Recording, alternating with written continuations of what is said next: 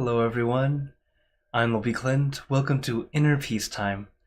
As always, it's great to be here online with all of you, whether you're watching from Zoom, YouTube, or Facebook.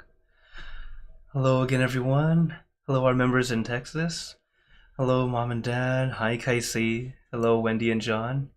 Also, hello, Lisa, Jenna, and Hakuzo on YouTube, and everyone watching on Facebook.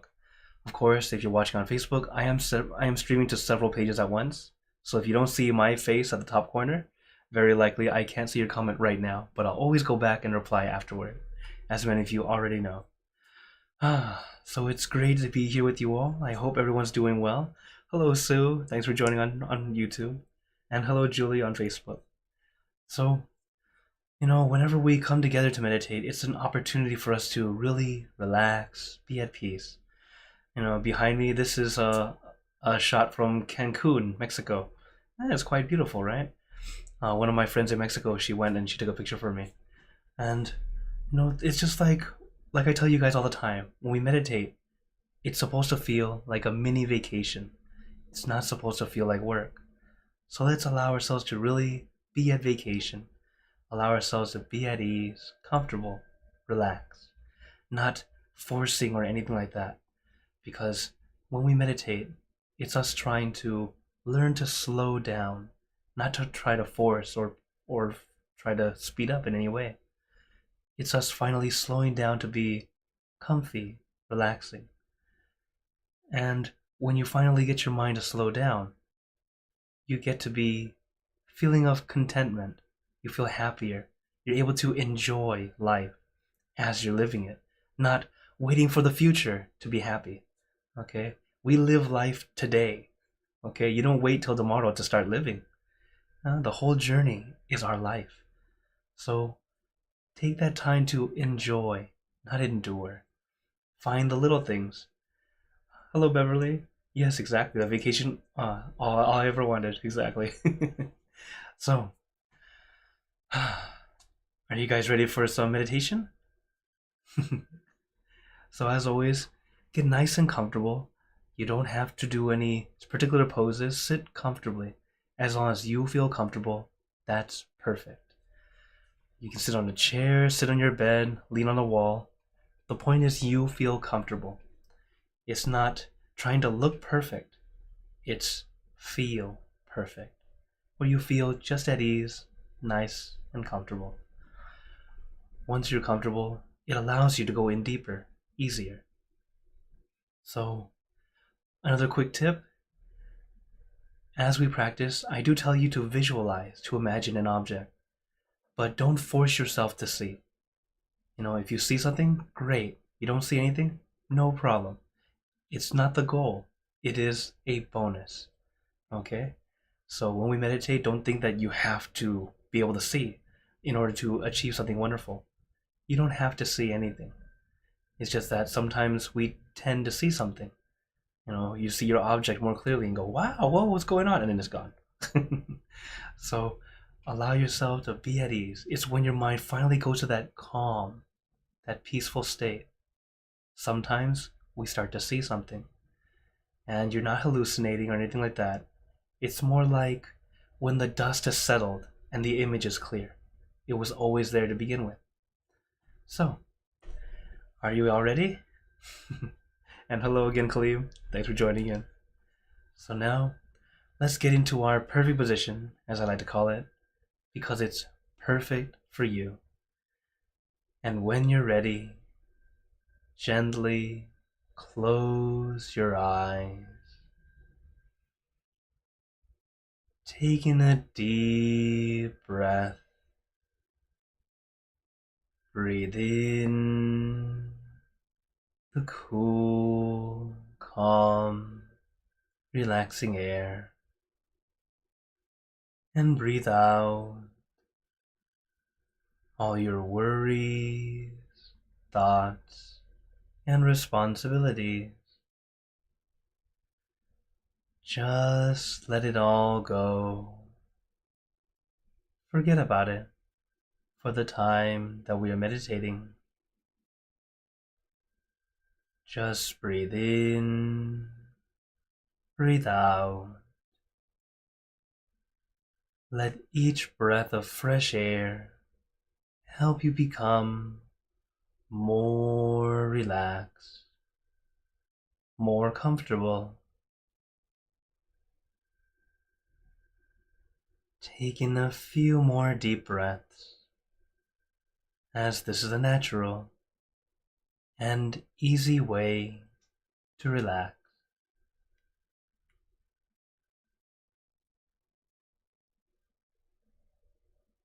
And once you are ready, you can return to normal breathing.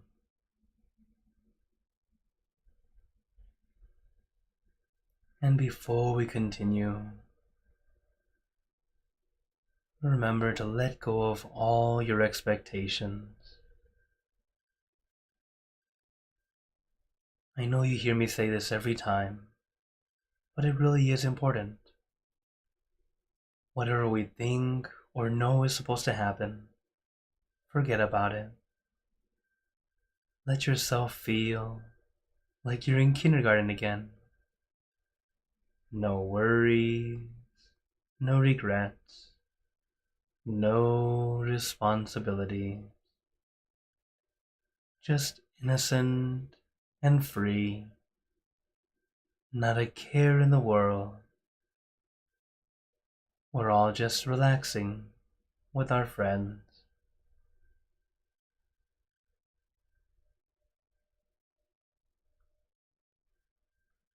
And to add to our relaxation, let us do a body scan. Allow your body to relax from the top of your head down to the tips of your toes.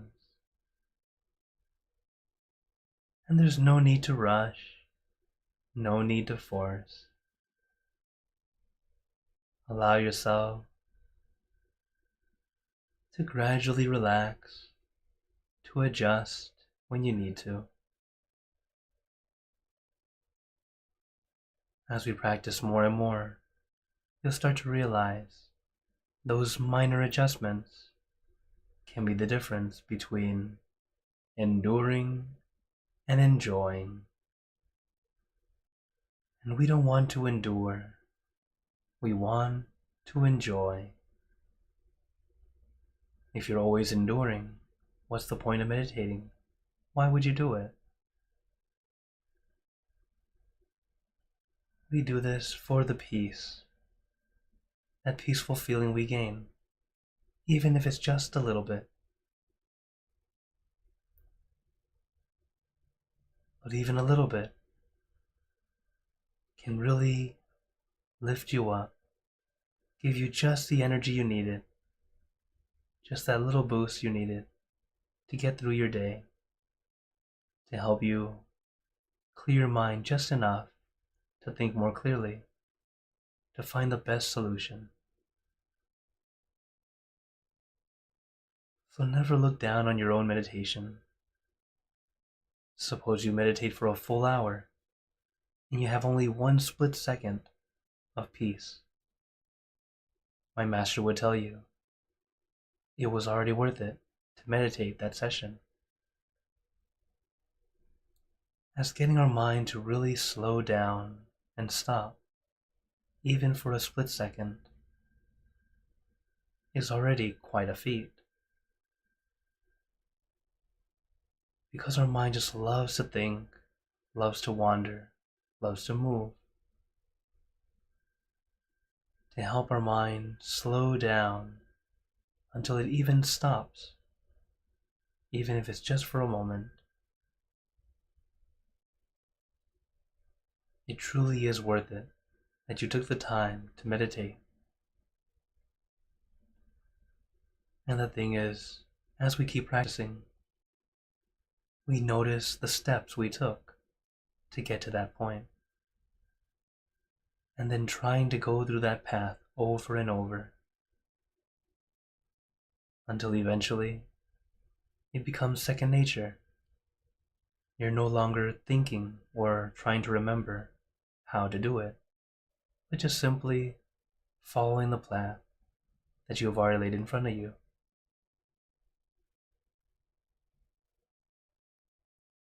So keep at it, little by little. It gets easier and easier. The first time is always challenging. First few times can be challenging. But just like walking through tall grass, first few times it's quite thick, difficult to move. But as you pass the same area, the same path, over and over again, the path becomes clear. And then anyone is able to follow it. Just like how clear it is that you can just simply follow that path.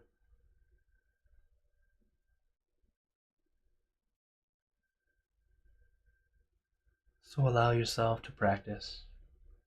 Give yourself time for growth. And I guarantee you will continue to improve. You will find some peace, and that some peace will grow and grow. As during meditation, we are gathering that peaceful energy. After we finish the meditation, we continue to be as mindful as we can, at least as often as you remember. If you're able to stay mindful throughout the day, you're able to keep your meditation continually going. That way, each time you meditate, you get deeper and deeper. It gets easier and easier.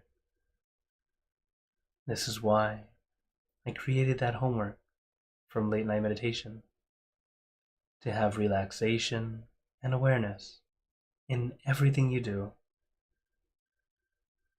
It's nice and simple, not too much to ask for. Just remembering to relax as you do what you do. This way, you can get used to keeping that balance. Just like learning to ride a bicycle, we're always adjusting. Once you practice enough, you don't have to think about it anymore. You adjust automatically.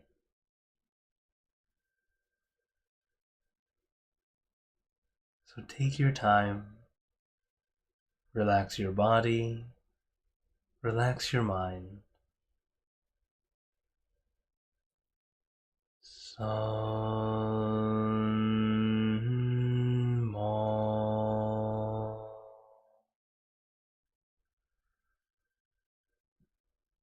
Arham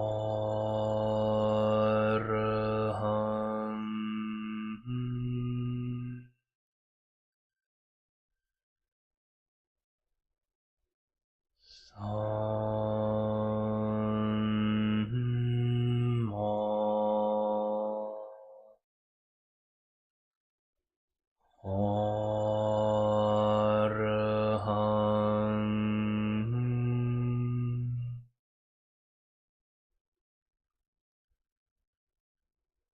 Sun Mo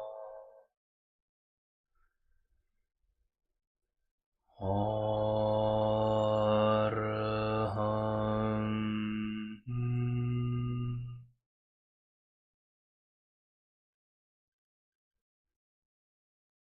And now let us continue in silence, letting our mind be calm, clear, and peaceful.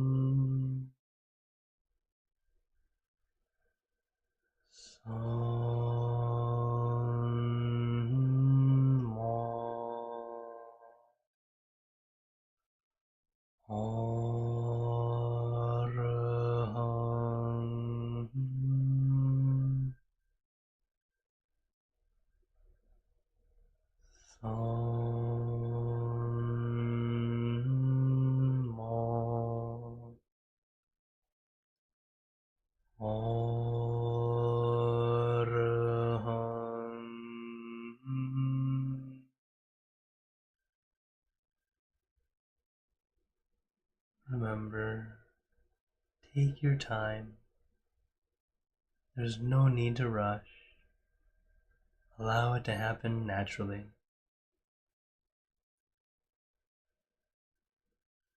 One of our masters, Lompada Mashio,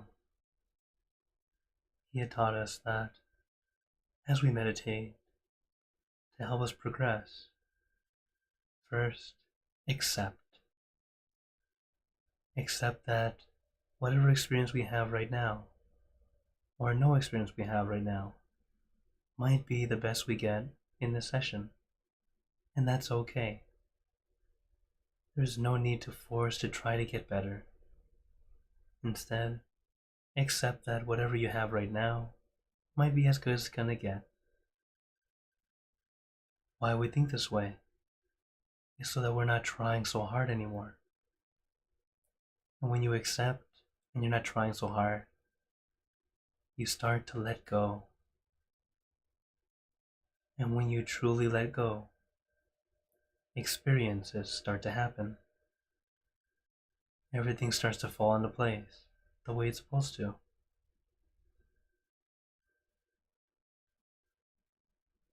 So if you feel like you're stuck, or your experience doesn't seem to be any different, accept that that might be the best it will be for now. Allow ourselves to accept. That way, we can begin to let go, even our meditation experiences.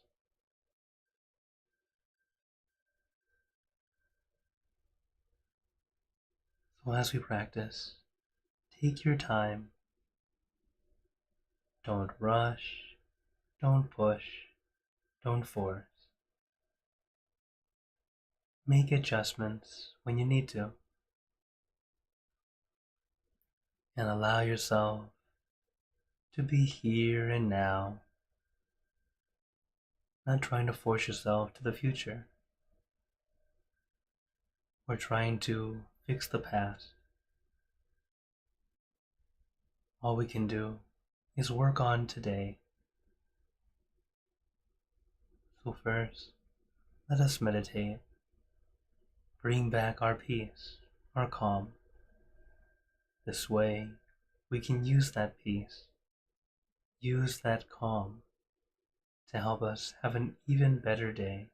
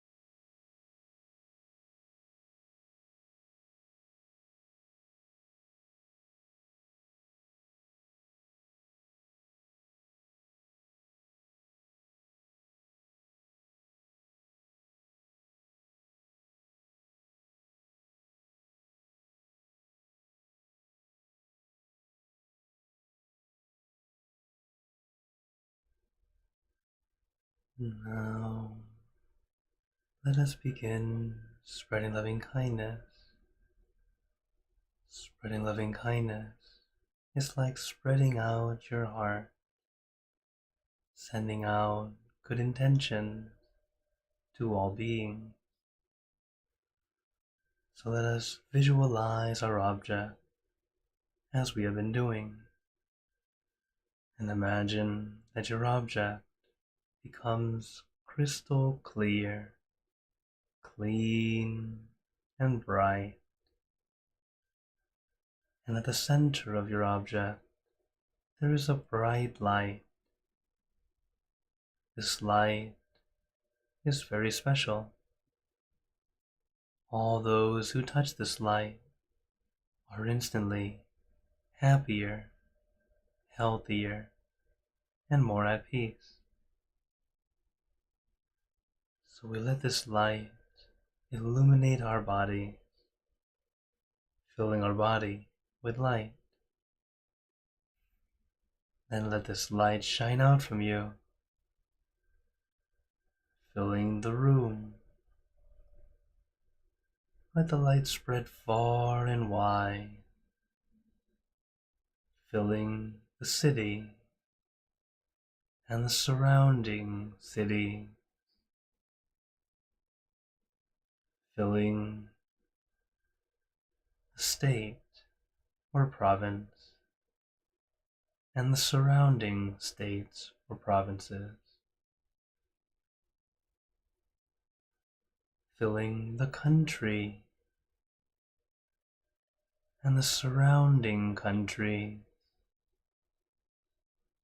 until filling the entire world, and now throughout the universe. Thinking of our loved ones, our family, our friends,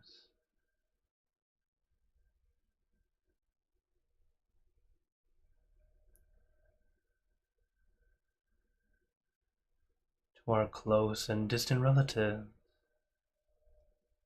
our co-workers, acquaintances, all the people you know and all the people you don't know, to all sentient beings, all the animals in this world, and even thinking to the heavens, to our friends and relatives who have passed away, wishing well for every one of them. And as we are spreading loving kindness, let us make this wish together, for us all to be happy, healthy, wealthy, successful, to gain wisdom, attain enlightenment, for world peace.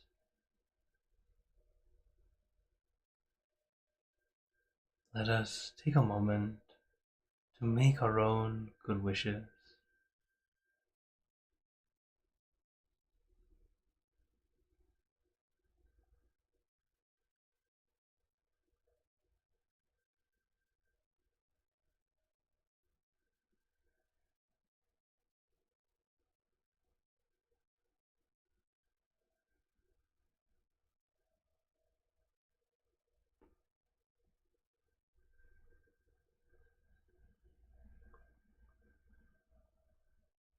Sabbe Buddha Parapata Paceka Nanjayang Palang Arahanta Nanjate Jainarakam Pantami Sapaso Sapabuddhanupavena Sapatammanupavena Sapasankhanupavena Saddhasoti Bhagwantu Te.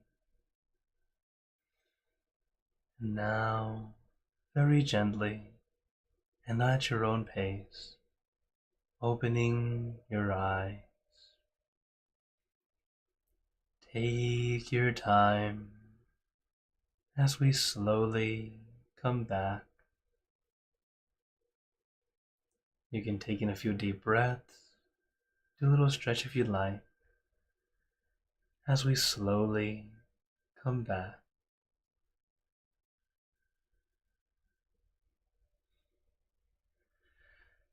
How is everyone feeling? Take a moment to notice how you feel right now, something we call considering. It's like taking a moment to check and see what worked, what didn't work. Because each time we meditate, it's either a good session or an almost good session. There are no bad sessions. Okay. Hello, Ana Maria. Thanks for joining in. Let's see who else came on. Oh, hello, Guanyan. Hello, Sue on Facebook. Thanks for joining in. Oh, and Lisa on Facebook. Yes, living in the now. Very good. Okay. So, before we go into questions and comments, though I already see a few on YouTube, some very important Dharma or wisdom I wanted to share with you guys. It's a nice review, but it's something very important. And the Master calls it the shadow.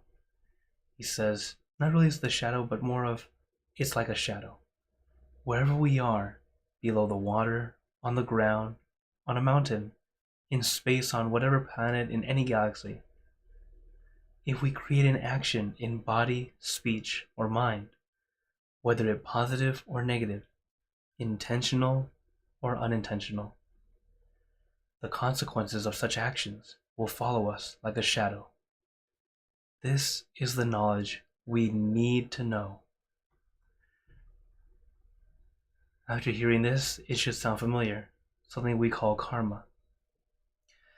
All the good and bad things that we do, they matter. We might not see the consequences or the benefits of it right away. We're never very clear exactly when it happens because there's a lot that goes into it. But we know it always comes back. The good that we do, it always comes back. The bad that we do, it will also come back. So the best thing to do is try to do the most good you can.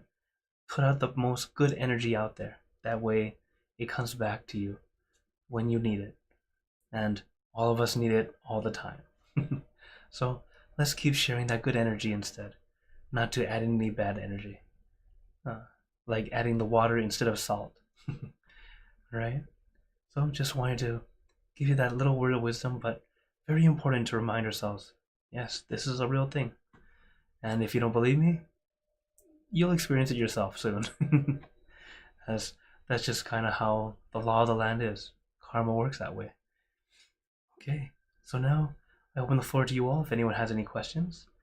I see on YouTube. Let's see here. So Lisa says, what is a typical day for you as a monk from morning to night? Okay, if a typical monk, not me, I'm not so typical, but a typical monk would have early morning wake up, maybe 4 or 5 in the morning, depending on the temple. And then they'd have morning chanting, they do some meditation, then they'd have some chores like cleaning up the temple, this and that, preparing for the meal, and then they'll have breakfast. If they're in Thailand or a Buddhist country, they'll go out for alms. So they'll have like the traditional alms bowl and walk out, and people will give them food. After that, they'll come back, and then there'll be some Dharma study. So they'll get to learn from teachers, the teaching monks, get some time to meditate or help out whatever they need to be doing. For example, let's say it's near an event, they would start getting ready for the event, prepare the ceremonial items, etc., or the area, or cleaning up. And of course, if you have a temple, just like a house, there's always maintenance. If once you own something, there's always something to fix. So we always have that going on too. From there, then there's lunch, and then continue on the day, whether it be Dharma studies, getting time to meditate, fixing maintenance, etc. It's all just adjusted to what is needed at the time. Then we have evening chanting, and then free time to relax or just go to bed or meditate. This is a typical monk in general. For me, not so typical because I don't wake up that early because I'm up very late. I'm here with you guys for late night meditation. And then after late night meditation, it ends at 11 p.m., right? But I don't actually end yet. I'm still putting things away, setting up for the next day, or um, sometimes it's still Q&A going on. So sometimes the class might end at 11, but I actually finish maybe midnight or 1 o'clock sometimes. Sometimes till 2 or 3. If it gets too late, I tell the whoever I'm talking to it's getting kind of late. Usually, when it gets really late, it's my siblings. I have a very good relationship with my siblings, so we talk a lot. And then sometimes we forget because they're on the West Coast, I'm on the East Coast. So that's why my days starts very late or ends really late. So I wake up 6 or 7, still pretty early in the sense of, uh, you know, in normal life. And I tend to skip breakfast. I just go on to do other things. I like to have one meal a day, so I just have a very big lunch. As those who are close to me, they see, yeah, I eat a lot, and I just take it all as one big meal, and then I'm okay. The rest of the day, I'm mostly just preparing for what I do here, looking for information, trying to confirm what I understand, make sure that's still right, as well as learning new information when I get the chance, as well as getting to communicate with a lot of you. So I'm always very busy, and the day just goes on all the way to the rest of as it's just a perpetual motion of that. But don't worry, I do care for myself. Whenever I'm tired, I take a break. I don't just overwork myself. So uh, no need to worry about that. But thank you for your question. Okay, Hakusa has a question. He says, is there a minimum expected term or length of time for new monks before they are allowed to say it's not right for them? No, there's no term limit, especially in Theravada Buddhism for in Thailand and this sect of Buddhism, because we know that humans are humans, people are people. We don't always know what we think. You start off and you go, okay, feels right, and then after a week you're like, no. It happens. Sometimes some people realize it faster than others. In our temple, we like to have a period of time where you come in as a trainee monk, so you don't actually shave your head, or you just be wearing white clothes as if like you're like just one of the temple folk, and then you would be in a special program where you would practice and practice. Usually, it would be for about a week or two, sometimes a month, depending on the program. And then after that program or after that part of it ends, then you get to ordain as a monk, and even that is short term first. So we have a lot of short term programs where you get to try it out. Some people try and go, wow, 1 week, 2 weeks, 4 weeks, just right for me. Some people, I need more. So that's when they go on to the next step and they say, oh, I want to continue on. Then there's like a continuation training. And then it goes on from there. And believe me, some people, the day they ordained, no, it's not for me. And it's usually from other temples. As for our temple, we're very lucky. We have a lot of teaching monks. So when they're training, they get to have someone like a mentor helping them out the whole time. So whenever there's a question or wonder what's going on, what can they do, what can't they do, how should they act, they're with the mentor that helps them get through it. Just like the kids here in Toronto. Last year I got to lead a short-term ordination for 5 kids. Well, 4 kids and a father. 4 kids and 1 adult. And they really enjoyed it. They were able to adjust to the monk life. They enjoyed it. They were able to do quite well in that very short period of time. And I'm very, very glad that all of them had a very good experience. And this year, not sure how many can make it this year. A lot of people are on vacation. So we'll see how many we get this year. But yeah, thank you for your question. Okay. Yeah, as of right now, since COVID, I don't know how many of our centers in the U.S. are doing ordination, uh, the short terms, because I know here in Toronto we started last year. We just started up again. It was actually our first time ever, because I was here, and this year I think we have 1 person that is joining right now. We have space for 5 total, so we'll see what happens. Sabai as always. And if they're all adults, it becomes more like a retreat, because most of the time, most of our adults, they already know what they're doing, but we'll still give them the good training as usual. Okay, then if no other questions, I'd like to give you all a blessing before we go. May you all be blessed with happiness, good health, wealth, success in your lives. May you be surrounded by good friends who will always guide you into light, in times of darkness and in times of need. And when you close your eyes to meditate, may you attain inner peace easily and quickly in every lifetime. So thank you again, everyone. Have a wonderful day or night wherever you're watching from. And remember, a smile a day keeps the stress away. So everyone, keep smiling. Let's brighten up the world together. So everyone on YouTube and Facebook, see you guys next time. For those on Zoom, feel free to stay longer and we can chat some more. Take care.